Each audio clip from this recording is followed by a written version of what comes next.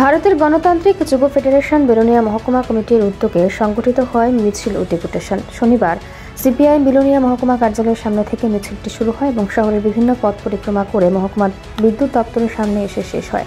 মিছিল শেষে যুব নেতৃত্ব বিষ্ণুদেবকে সভাপতি করে শুরু হয় সভার কাজ।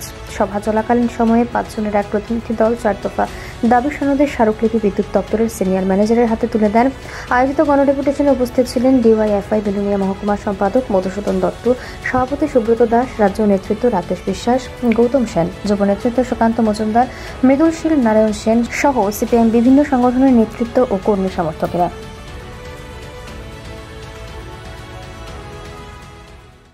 এই সময়ে ইচ্ছে করলে গোটা রাজ্যে 5,000-এর মতন কর্মী সেখানে নিয়োগ করা যায় দপ্তরে। আমাদের মহকুমায় নয়, শুধু গোটা রাজ্যের মধ্যে আর সেই জায়গায় লাইনম্যান থেকে শুরু করে আরো বহু কর্মচারী সেখানে নিয়োগ করা যায়, কিন্তু সেদিকে কর্ণপাত করছেন না।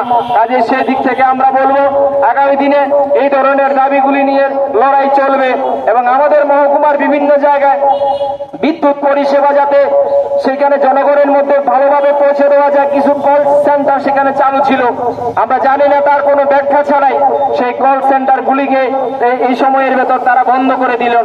এই সরকার যারা বলেছিল সবকা সাথ সবকা বিকাশ হবে, সরকার পুনঃপ্রতিষ্ঠিত হলে সেই জায়গায় হবে, আপনারা দেখতে পেলাম আজকের সময়ে সরকার কিন্তু পুনঃপ্রতিষ্ঠিত হওয়ার পর কিভাবে প্রতিষ্ঠিত হলো তার ইতিহাস আপনারা জানেন। কিন্তু জনগণের যে সমস্যা সেগুলি নিরসনের জন্য সরকারের দিক থেকে যে ভূমিকা নেওয়া দরকার তার দিকে ন্যূনতম দায়িত্ব সেখানে নিচ্ছে না। শুধুমাত্র বিদ্যুৎ দপ্তরের কর্মচারী নিয়োগ নেয় আমরা দেখতে পেলাম।